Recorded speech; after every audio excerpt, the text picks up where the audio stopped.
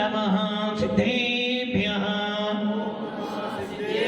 यदर्चा भावेन पनुदितमनादर दुर्यः क्षणादासित सर्गे गणगण समता सुखनिधि लभन्ते सद्भक्त्या शिव सुख समाजं किमुतदा महावीर स्वामी महावीर स्वामी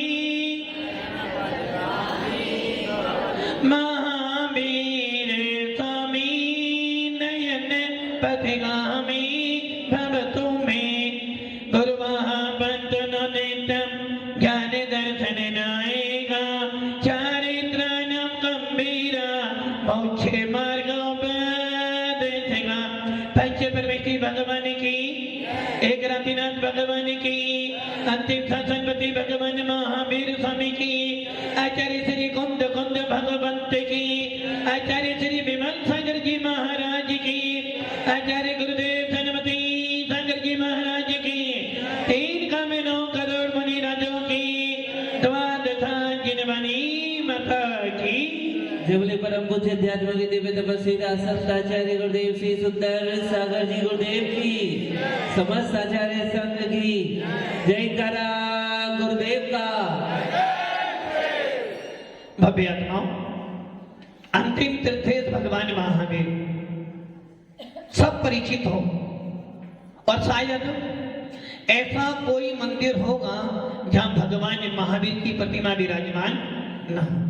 शायद कोई ऐसा जैन गांव होगा जहां भगवान महावीर के जन्म कल्याणक निर्माण महोत्सव ना बनाया जाता हो। जो जो व्यक्ति जैन कुल में पैदा हुआ है, जो जो इस वीतराग शासन को मानता है, जिनकी निर्गन साधुओं पे पति श्रद्धा है, ऐसा प्रत्येक जैनी 2 नाम को याद रखता है। एक नाम आदिनाथ और दूसरा नाम महावीर। ये 2 नाम ऐसे हैं जिन नामों से हमारे जैन शासन का परिचय होता है।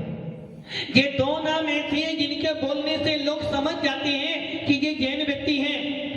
आदिनाथ के बाद अजितनाथ का नाम लोग नहीं जानेंगे।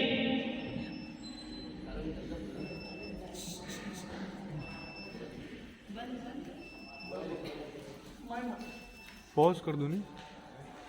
पहला नाम आदिनाथ, दूसरा नाम महावीर। आदिनाथ और महावीर भगवान के नाम से जैन शासन का परिचय होता है। मल्लीनाथ मल्लीनाथ बोलो, अजितनाथ बोलो, संभवनाथ बोलो, नहीं जानेगा। थोड़ा बहुत जो जैन परिवारों से संबंध रखते होंगे भगवान पारसनाथ का नाम लेने से जान जाएंगे कि ये व्यक्ति जैन है या जैन धर्म के प्रति आस्था रखता है। किंतु आदिनाथ और महावीर भगवान के 2 नाम, ये 2 नाम ऐसे हैं जिनको समस्त विश्व जानता है। और कैसे जानते हैं? लोग कहते हैं, लोग ही नहीं, सरकार भी आपके लिए कहती है कि जैन शासन के संस्थापक कौन थे? भगवान महावीर। क्या कहती है सरकार? क्या कह रही है? आज आपके बच्चों को पढ़ाया जा रहा है कि भगवान महावीर जिन शासन के संस्थापक थे। और कहीं कहीं कहते हैं कि भगवान आदिनाथ से शुरू हुआ जैन शासन, जबकि हमारा जैन इतिहास कहता है ना आदिनाथ हमारे लिए है और ना महावीर है। आदिनाथ भी एक तीर्थंकर थे और महावीर भी एक तीर्थंकर थे। जो लोगों ने ये मान्यता बनानी है कि आदिनाथ से ही जिन शासन शुरू हुआ है, और आज आपके बच्चों को जो स्कूल में पढ़ाया जाता है तो वहां लिखा जाता है जिस प्रकार महात्मा बुद्ध ने बुद्ध धर्म को स्वीकार करा था, बौद्ध धर्म स्वीकार किया और उसका प्रचार किया, वैसे ही भगवान महावीर से जिन शासन शुरू हुआ है। जबकि हमारा शासन कैसा है? अनादि निधन है। आदिनाथ एक पाठ है। जिस प्रकार तुम्हारे परिवार में वास्तुपाल जी, आपका परिवार आपसे शुरू हुआ है, आपका परिवार आपसे शुरू हुआ है। भावेश भैया, आपका परिवार आपसे शुरू हुआ है। हमारा परिवार हमारे से शुरू नहीं है। मेरे पापा के पापा, पापा के पापा, पापा के पापा, पापा के पापा, चलते चलते चलते एक परिपाटी चली आ रही है। राजा राम का वंश कहां से चला? राजा राम से चला? नहीं, राजा राम का वंश था रघुवंश, और उस रघुवंश में अनेकों राजा हुए। इस प्रकार राजा के राजा, राजा के राजा, राजा के राजा होते चले गए। उसी प्रकार राजस्थान में मेवाड़ और बागड़ के अंदर कौन राजा हुआ? कौन राजा हुआ? महाराणा प्रताप। और महाराणा प्रताप के पिता कौन थे? उदय सिंह के पिता कौन थे? तो ये परिपाटी चली आ रही, इसलिए हम ये नहीं कह सकते कि आदिनाथ के शुरुआत करने वाले जिन शासन के संस्थापक आदि या महावीर नहीं थे, जिन शासन के आदिनाथ और महावीर प्रचारक थे, उन्होंने प्रचार किया जैन शासन तो अनादि निधन था, अनादि निधन है और अनादि निधन हमेशा रहेगा। और यही कारण है कि भगवान महावीर के बाद भी अनेकों तीर्थंकर उत्पन्न होंगे और भगवान महावीर से पहले भी अनेकों तीर्थंकर उत्पन्न हुए थे। और यही कारण है जैन शासन के सिद्धांत आज के नहीं, कब से हैं? कब से? आप कब से हो? आप कब से हो? पत्रकार महोदय कब से हो? 40 साल से पहले। 40 साल से पहले। भावेश भैया आप कब से हो? 42 साल से। अमित भैया आप कब से हो? 45 साल से। उमंग भैया आप कब से हो? 22 साल। विक्की भैया आप कब से हो?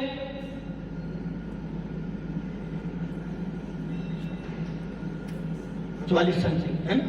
हाँ जी, आप कब से हो माता जी? हाँ? वो कह रही है विक्की भैया मैं 44 साल से हूँ, उमंग भाई कह रहे हैं 22 साल से हूँ, भावेश भैया कह रहे हैं 42-44 साल से, मैं कह रहा 42-44 साल से, वो कह रहे हैं 40 साल से, और माता जी कह रही हम तो अनंत काल से हैं। अरे भाई संसार कब से है? अनादि है संसार, अनंत काल से संसार चला आ रहा और अनंत काल तक संसार चलता रहेगा। संसार का कभी विनाश होने वाला नहीं है। वैसे ही मेरे जीव तत्व कब से? अनादि काल से है। मैं पहले भी था। विक्की भैया पहले थे आप तो बोला मैं भी। मैं तब से हूं, जब से संसार है तब से मैं हूं, और कब तक रहूंगा? जब तक संसार रहेगा। कब से हूं? महाराज की बात है कि 42 साल हो। कब से हूं मैं? अनादि से। कब तक रहूंगा? अनंत काल तक। संसार कब से है? अनादि से। कब तक रहेगा? 30 में संसार विनाश हो जाएगा। साइंस कह रहा है कि 10-12 साल में संसार विनाश। अरे भैया जी संसार विनाश हो जाएगा फिर क्या बचेगा? संसार का विनाश अभी नहीं होने वाला। संसार का विनाश कब होगा? अभी तो पंचम काल चल रहा, पंचम काल के बाद छठा काल भी आएगा, और यदि संसार का अभाव हो जाएगा तो कहां रहोगे? संसार का कभी अभाव होने वाला, संसार तो अनादि निधन है। वैसे ही मेरी आत्मा, मैं कौन हूं? कौन हो? शरीर हो? आत्मा हो शरीर हो? भावेश हो आत्मा हो? भावेश 42 साल से है, पत्रकार 42-44 साल से हैं, विक्की भैया उमंग भैया 22-40 साल से हैं। किंतु मेरा जीव धर्म, मेरी आत्मा कब से है? मेरी आत्मा तो अनादि निधन है, मेरा कभी विनाश होने वाला नहीं है। गीता का उपदेश सुन लो। जब अर्जुन युद्ध करने गया था, सामने पितामह खड़े हुए हैं, सामने युधिष्ठिर खड़ा हुआ है, द्रोणाचार्य खड़े हुए, दृष्टांत खड़ा हुआ है, और अर्जुन कह रहा कि हे केशव मैं इनको मार नहीं सकता, क्योंकि मेरे पूर्वज हैं, मेरे आदर्श हैं, मेरे पूजनीय हैं। तब नारायण कृष्ण केशव कहते कि हे अर्जुन, आत्मा तो आत्मा तो अविनाशी है, आत्मा नहीं मरती। और यही सिद्धांत जैन शासन का नादी निधन से चला आ रहा है कि भैया आत्मा तो अजर अमर अविनाशी है, आत्मा नहीं मरती, आत्मा की कोई ना कोई पर्याय मिलती है। आज मनुष्य बनकर बैठे और कल क्या बनोगे पता नहीं। बस इसीलिए तो कहते हैं आप सारा काम करने के बाद भी आपको ये नहीं पता कि मेरा अगला भव क्या होगा। पहले क्या थे, पहले क्या थे पता नहीं, आगे होंगे ये नहीं पता। अभी कौन हो, अभी भी नहीं पता है। ना भूत का पता है, ना भविष्य का पता है, और वर्तमान में तो कौन हो, मनुष्य। किसके लिए गिरे हो, खुद के लिए झूठ बोल रहे हो।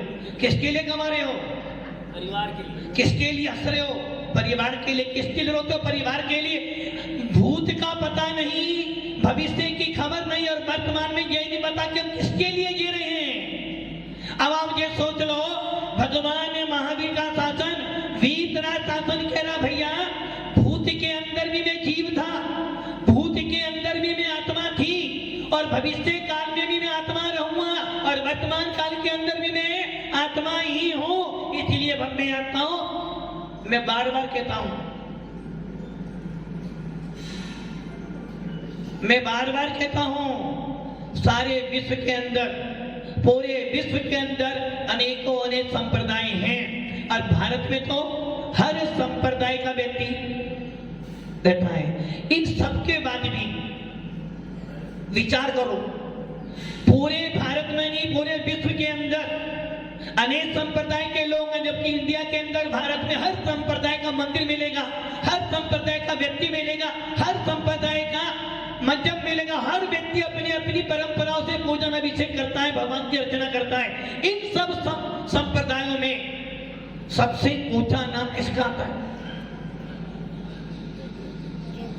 पूरे विश्व के अंदर सबसे बड़ा देश कौन सा है? रशिया। सबसे बड़ा देश कौन सा है?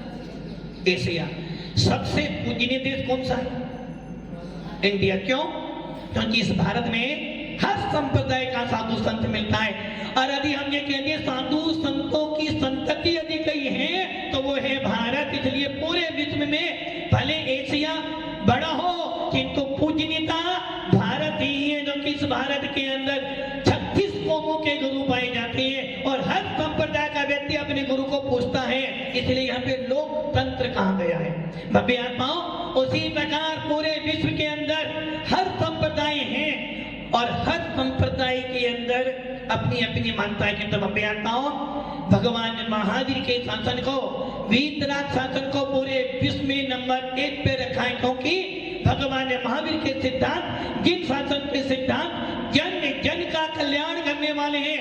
यदि मैंने अभी पूछा आप कौन हो, नहीं पता। पहले क्या थे, नहीं पता। आगे क्या होंगे, नहीं पता। किंतु भगवान महावीर कहते हैं पहले भी जीव थे, आज भी जीव हो, और आगे भी जीव तत्व ही रहोगे। कभी भी आपका विनाश होने वाला, कभी विनाश होगा आपका? अजर अमर हो, अमर तो देव होते। अन्य संप्रदायों की यही तो कमी है कि अन्य संप्रदाय वाले मात्र वर्तमान को जानते हैं, किंतु भगवान महावीर का केवल ज्ञान 6 द्रव्यों की समस्त पर्यायों को युगपत जानते हैं। इसलिए कभी भी किसी भी संप्रदाय के साधु से पूछना, भाई पहले आप कौन थे, नहीं बता पाएंगे। भविष्य में क्या होंगे, नहीं बता पाएंगे। वर्तमान में किसके लिए गिरे हो, वैकुंठ धाम यात्रा के लिए साधना कर रहे हैं। किंतु जैन संतों से पूछ लेना, दिगंबर संतों से पूछ लेना, भैया तुम पहले कौन थे? मैं जीव तत्व था। अभी कौन हो? जीव तत्व हो। आगे कौन होंगे? जीव तत्व होगा। क्या बनना है आपको?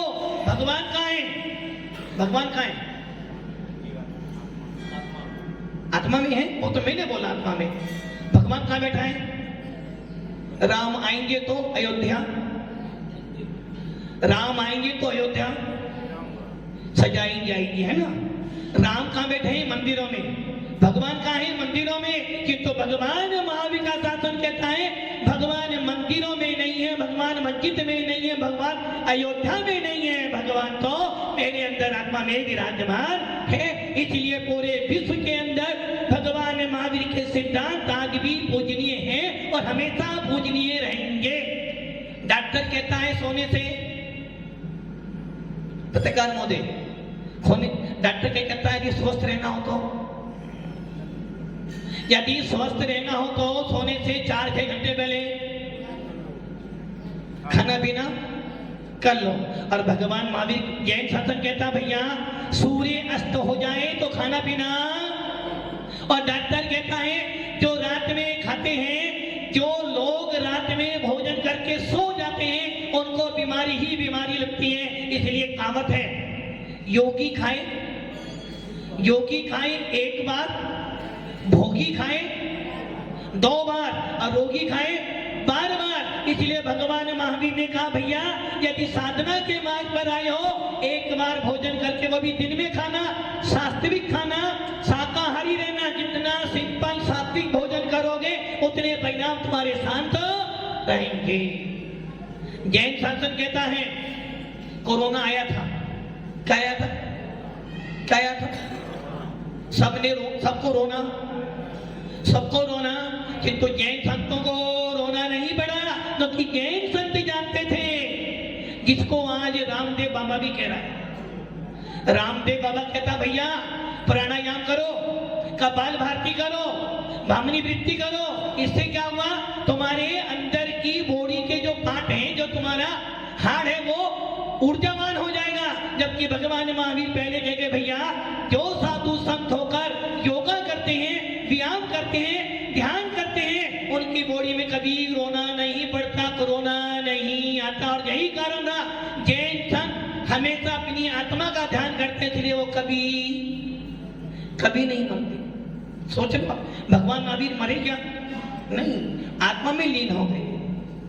इसलिए तो हमारे यहाँ लिखा समाधि, समाधि मतलब आदि व्याधि उपाधि में समान रखना, आदि व्याधि उपाधि में समान रहना, न राग करना और न द्वेष करना।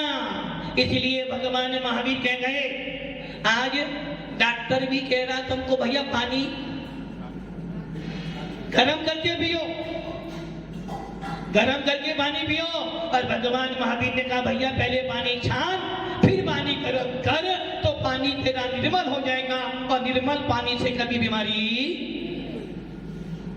लोग गंगा जल को पीते हैं क्योंकि वो पानी निर्मल है, जबकि उस गंगा जल का पानी के लिए भगवान महावीर करें भैया गंगा जल, जो गंगा निर्मल है, किससे निर्मल है, क्योंकि पानी बहता हुआ है जिसपे सूर्य की किरणें गिर रही है। और भव्य आत्मा यदि जैन इतिहास उठाकर देखोगे, जहां से गंगा निकली है वहां पर अनंत भगवान का बिंब है, और पहली धारा अनंत भगवान के मस्तक पर गिरती है, वो गंगा जल नहीं, वो तो पूरा पूरा गंधोदक है।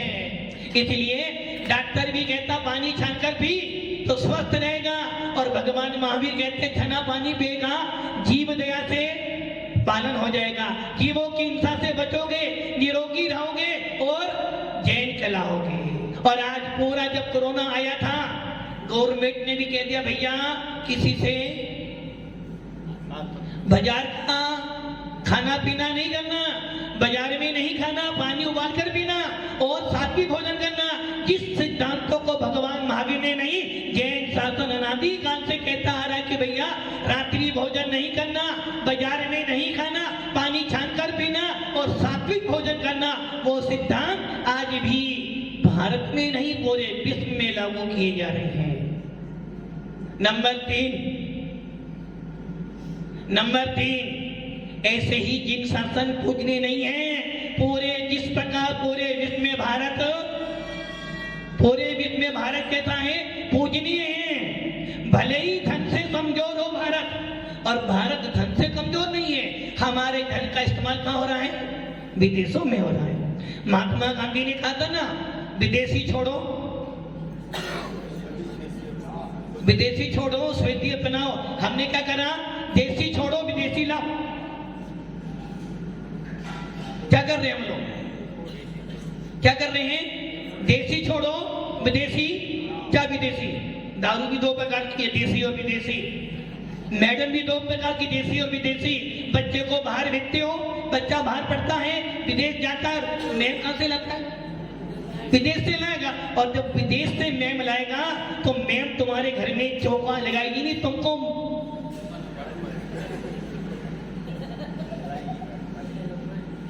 महात्मा गांधी ने कहा देसी अपनाओ, विदेशी छोड़ो। आपने क्या किया? देसी छोड़ो, विदेशी। चाय पीना भारत की संस्कृति नहीं है। कि चाय कहां से आई? अंग्रेजों ने दी है तुम्हें चाय, क्योंकि उनकी नीति थी फूट डालो और उन्हें तुम्हें गुलाम बनाया चाय का।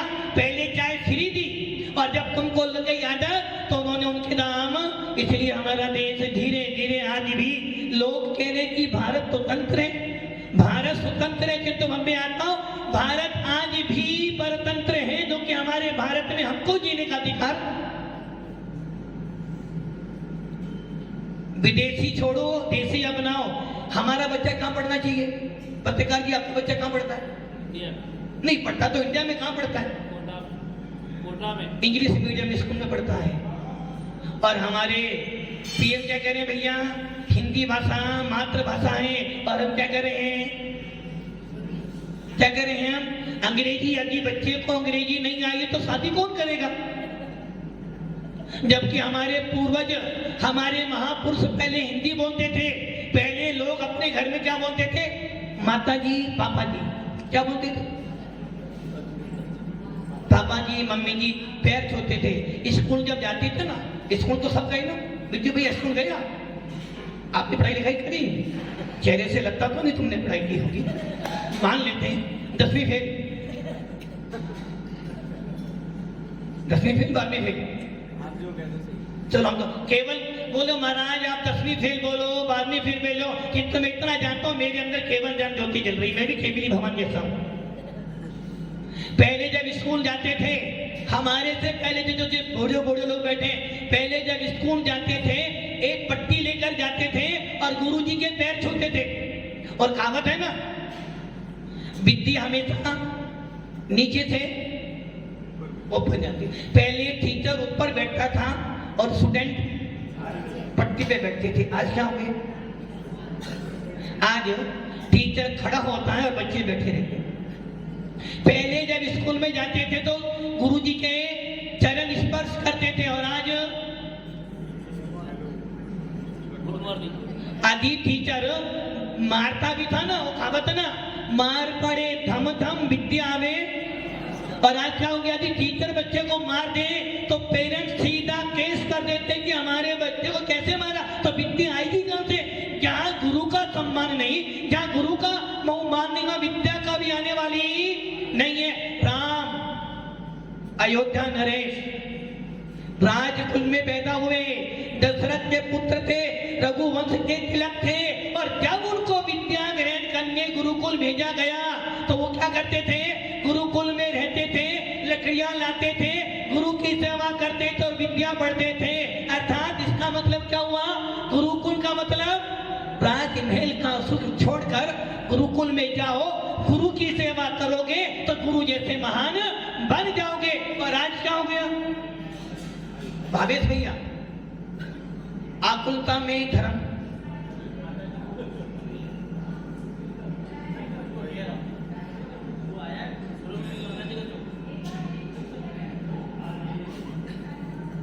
जैन शासन मजबूरी का नाम, महात्मा गांधी का नहीं। जैन शासन मजबूरी का नाम नहीं, मजबूती का नाम फेविकोल। जैन शासन मजबूती का नाम है। एंटेना खराब करोगे पिक्चर खराब आएगी। खाना खाते समय भावेश भैया खाने में गुलाब जामुन बनाया है और पति ने बहुत अच्छा बनाया है। तुम खाने बैठे थे, आधा मुंह में और आधा हाथ में। कैसा था? अच्छा था ना? इतने में ही मम्मी जी ने नहीं पापा जी ने दो सब कठोर बोल दिए। आनंद किसका आएगा? गुलाब जामुन का आएगा? किसका आएगा? आनंद आएगा। आनंद नहीं आएगा। पापा जी ने मुझे बोला क्यों ऐसा बात? तो इसका मतलब क्या है? जब जब तुम्हारा उपयोग भटकेगा, अच्छी वस्तु का आनंद आने वाला उसी प्रकार जिन शासन मिला है, भगवान महावीर धर्म मिला है, ये धर्म तो वो धर्म है जिस धर्म के अंदर पाषाण को भगवान मानकर पूछते हैं। ये वो शासन है जिस शासन से भगवान बना जाता है, और ये वो शासन है जिस शासन से नर से नारायण पद की प्राप्ति होती है। इसलिए हर कोई जिन शासन से लाभ उठाने जरूरी, इतनी अटूट श्रद्धा होनी चाहिए। प्राण जाए पर रघुवर भीत सदा चली आई, प्राण जाए पर। और भगवान महावीर कह रहे हैं भैया ये धर्म कायरों का नहीं है, क्षत्रियों का धर्म है, क्षत्रियों का। राजा राम कौन थे? क्षत्रिय। और भगवान महावीर कौन थे? क्षत्रिय। जैन शासन क्षत्रियों का है, वैश्यों का नहीं है। क्षत्रिय क्या करते हैं? या तो आर या पार, या तो लड़ो या फिर। और क्षत्रिय तीर्थंकर कहते हैं भैया ना किसी को मारना है और ना किसी को मारने के भाव बनाने हैं। इसीलिए तो कहते हैं जैन शासन जियो और तू भी जी, मुझे भी जीने दे। अब मैं आता हूं, जब राम वन में, जब राम गुरुकुल गए, गुरु की सेवा करी तो विद्या आई। और आज क्या हो गया? यदि गुरु एक थप्पड़ मार दे, कुछ डांटे तो सीधा प्रिंसिपल के प्रति उसकी रिपोर्ट चली जाती। इसलिए टीचर नहीं मारता, उसे पता भैया मैं एक दिन मारूंगा, मेरी नौकरी चली जाएगी। पहले लोग बाबूजी बोलते थे पापा को, बाबूजी। मम्मी आराम क्या हो गया? पहले माँ थी माँ, फिर पिताजी, माँ के बगैर मोम, मम्मी मोम और पिताजी डैडी और डैड। ये किसका प्रभाव है? सारा अंग्रेजी का। पहले लोग बोलते थे जय जिनेन्द्र, सीताराम। यदि बाजार से जाते थे भैया सीताराम, राम सीता नहीं बोलते थे, क्या बोलते थे? ऐसा क्यों भाई? राम सीता, राम तो कुछ ही नहीं थे।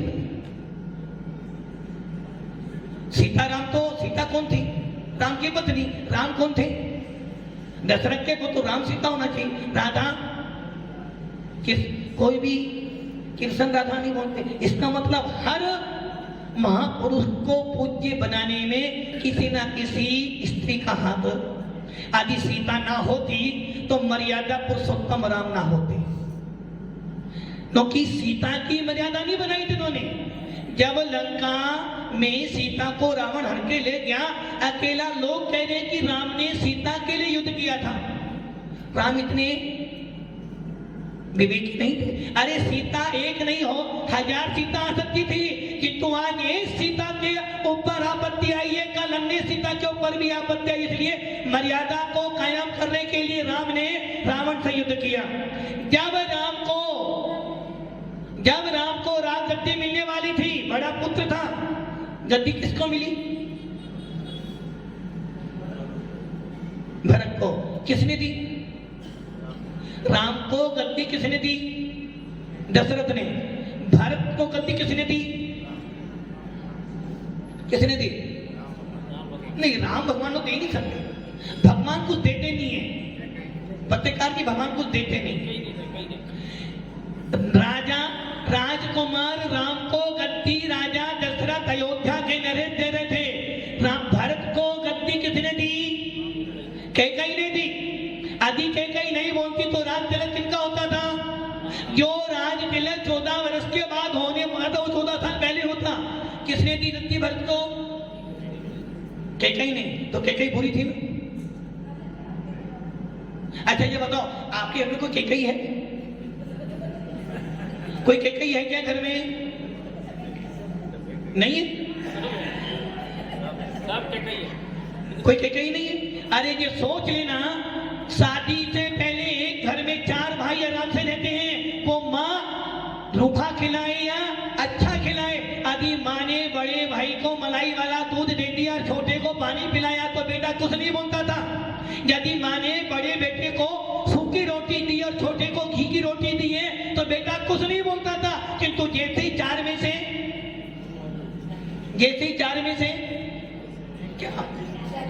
क्या क्या हो गई? किसकी? तुम्हारी। 4 में से एक की शादी एक के हाथ पहले कर दी। अब वो माँ अभी भी वही है। अब वो माँ यदि बड़े बेटे को सूखी रोटी दे दे और छोटे को घी की रोटी दे दे, तो क्या हो जाएगी? लड़ाई नहीं, महाभारत। देखिए मम्मी जी तुम्हारे लिए ऐसा द्वेष करती है, कमाते को उसी दिन से चूल्हा। तो इसका मतलब क्या हुआ? इसका मतलब क्या हुआ? एक माँ 4 बेटों का पालन पोषण कर सकती है, किंतु जैसे एक कौन आई? कौन आई? पत्नी कैकेयी। जैसे ये कैकेयी आई तो धन बंटवारा। भव्य आत्माओं, कैकेयी गलत थी ना? सारा विश्व कहता कैकेयी गलत थी, किंतु जिन शासन कहता कैकेयी बहुत बढ़िया थी, क्योंकि कैकेयी ये जानती थी कि राम भगवान होने वाले हैं और यदि ये राम अयोध्या में ही रह जाएंगे तो विश्व में भगवान बनने वाले नहीं है। भरत भगवान नहीं है, भरत भगवान बनेगा, किंतु राम की मर्यादा पुरुषोत्तम बनना है, राम को पूरे विश्व का कल्याण करना है, राम को दानवों का विनाश करना है, इसलिए इसे वन को भेजना पड़ेगा। यदि कैकेयी ना होती तो वनवास ना मिलता, और वनवास ना मिलता तो राम इतने पूज्य नहीं बनते। इसलिए कैकेयी बोली तो घर में कैकेयी। भव्य आत्माओं, ये तो हमने उनके पाठ को गलत बना दिया है। जैन शासन के अनुसार दशरथ ने राम को राज्य देना स्वीकार किया और राजा राम बनने वाले थे। अयोध्या में आनंद छा रहा था, इतने में ही दशरथ जी ने विचार कर लिया कि ये धन संपत्ति कैसी है। वस्तुपाल जी साथ में जाएगी, साथ में जाएगी ना भाई? नहीं, खाली हाथ है, नहीं मुट्ठी बांधा है और खाली हाथ। अरे जब सिकंदर को नहीं मिली तो राजा राम की कहां से हो सकती है? जब महावीर को नहीं मिली तो आदिनाथ की कैसे हो सकती है? और जब आदिनाथ की नहीं हुई तो रावण की लंका भी नहीं जाने वाली। कैकेयी जानती थी, और हमारा जैन शासन कहता है दशरथ को जो लगा ये लक्ष्मी किसी की नहीं है। तूने क्या भावना भाई? भजन बोलते ना, आया कहां से कहां है जाना, आया कहां से कहां है जाना, ढूंढ ले ठिकाना चेतन ढूंढ ले ठिकाना, सब कुछ तो जाना निज को न जाना, कैसा ज्ञान धारी तूने अपना पहचाना। ऊपर इस लोक में रिश्वत से काम, पत्रकार जी इस लोक में महात्मा गांधी से काम बनते हैं, किंतु उस लोक में महात्मा गांधी सारे काम बिगड़ जाते हैं। इसलिए ये ध्यान रखना कि जब दशरथ को ये लगा कि ये मेरा कुछ भी नहीं है, दशरथ ने भाव बना लिए कि अब मुझे मुनि बनना है, मुझे वन में जाना है, मुझे समण बनना है, मुझे पूज्य बनना है, मुझे भगवान बनना है। किंतु राज्य रहते रहते मैं भगवान बनने वाला, अब मेरी उम्र हो गई है, अब राज तिलक राम को करना है। जब भरत ने ये सुना कि पिताजी संसार को छोड़कर महात्मा बनने जा रहे हैं, महामुनि बनने जा रहे हैं, निर्गंध भेद धारण करने जा रहे हैं, पूज्य बनने जा रहे हैं, तो मैं भी साथ में जाऊंगा। कैकेयी ने सोचा पति जाए तो जाए, पति जाए तो। पत्रकार जी आपके पास 2 चीजें हैं, आपकी मैडम के पास 2 चीजें हैं, एक पति है एक पुत्र है, बोलो वो किसको ज्यादा प्रेम करेगी? पति को?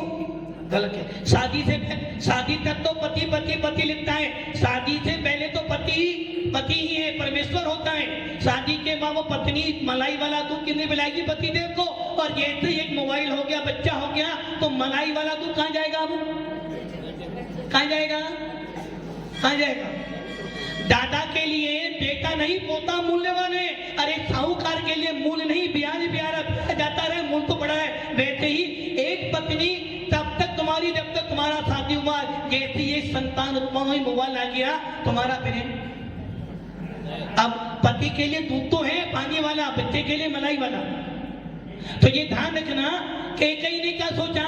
पति जाए तो जाए, जिनको बेटा नहीं जाना चाहिए। और नारी के 2 ही घर होते हैं, या तो पति के ऊपर जीती है या बेटे के ऊपर जीती है। और जब दोनों ही वन में चले जाएंगे, दोनों ही महात्मा बन जाएंगे, दोनों ही साधु बन जाएंगे, तो मैं अभागी करूंगी क्या?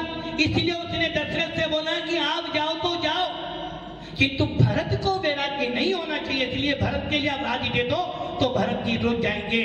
भरत जी को जब ये मालूम पड़ा कि राम मुझे अपना राज्य दे रहे हैं तो भरत जी ने बोला, भैया ये कलंक वाला काम नो कि बड़ा पुत्र गद्दी का अधिकारी होता है, इसलिए ये राजपाट तुम्हारा मुझे नहीं चाहिए। तो राम कहते हैं, रघुवर रीत सदा चली आए, प्राण खाए पर वचन। पिताजी ने कैकेयी को वचन दिया है और यदि पिताजी वचन का पालन नहीं करते मर जाते हैं तो ये पाप हमारे कुल में लगेगा, इसलिए पिता की आज्ञा के अनुसार तू राज्य कर। और रही मेरी बात, मैं तो राम हूं, जहां जाऊंगा नया रामनगर बसा लूंगा। मैं तो राम हूं, मैं तो जहां जाऊंगा नया नगर बस जाएगा, तू राज्य कर और मैं बन को जाता हूं। भव्य आत्माओं, कैकेयी बुरी नहीं थी, कैकेयी ने तो राम को भगवान बनाने का मार्ग दिखलाया था। इसलिए ये ध्यान रखना, ये ध्यान रखना, जिस अयोध्या नगरी में राम का मंदिर बना है वो अयोध्या जैनों का शाश्वत क्षेत्र है। राम भी पूजनीय है, किनके लिए? राम किनके लिए पूजनीय है? किनके लिए? सीताराम के लिए। सीताराम हमारे यहाँ पूरे विश्व में राम पूजनीय है। और भव्य आत्माओं, जैन शासन कहता है राम हमारे भगवान है। किनके भगवान है राम? हमारे। किनके? एक तरफ हिंदू कह रहे राम हमारे, दूसरी तरफ वो कह रहे अल्लाह हमारे, तीसरी तरफ कह रहे हैं कि ये हमारा। किंतु जैन शासन कहता है भैया हमारे यहाँ तो अनंतानंत भगवानों की पूजा की जाती है। बुद्ध वीर जिन्हें हरि हरि ब्रह्मा, या उसको स्वाधीन कहो भक्ति भाव से। हमारे यहाँ तो ब्रह्मा विष्णु में ही सबको पूजा जाता है, बस शर्त एक ही है और वो शर्त है जिसने कसायों का अंत किया है, जिसने परिग्रह का त्याग किया है, जिसने राग देश का त्याग, जो सबको समान देखता है उसे भगवान कहते हैं। और हर व्यक्ति, जैन शासन का हर व्यक्ति जय राम भी बोलता है तो भगवान महावीर भी बोलता है। आदिनाथ के बाद राम को पूजता है और महावीर से पहले राम को मानता है, क्योंकि राम हमारे वीतरागी भगवान थे, सर्वज्ञ थे। राम हो हनुमान हो सबको पूजते हैं, बस शर्त एक ही है कि राजाओं की पूजा नहीं करते, महाराजाओं की पूजा की जाती है। राज्य की पूजा नहीं करते हैं, वैरागियों की पूजा करते हैं। इसलिए भगवान राम हमारे सर्वज्ञ तीर्थंकर के थे, मोक्ष को प्राप्त किए, केवली बने, सिद्ध पद को प्राप्त किए थे। राम का जन्म अयोध्या हुआ तो आदिनाथ का जन्म भी अयोध्या में हुआ। इस प्रकार भगवान राम हमारे भी हैं, और हमारे नहीं, हमारे हैं ही, हमारे हैं। इसलिए प्रत्येक जैन व्यक्ति राम को आदमी श्रद्धा से पूजता है, मानता है, किंतु आदिनाथ के बाद और महावीर से। इसलिए भव्य आत्माओं, अपनी आत्मा में भगवान आत्मा देखने का प्रयास करो, अपनी आत्मा में राम महावीर आदिनाथ देखो और अपनी आत्मा का कल्याण करो। ओम नमः सिद्धे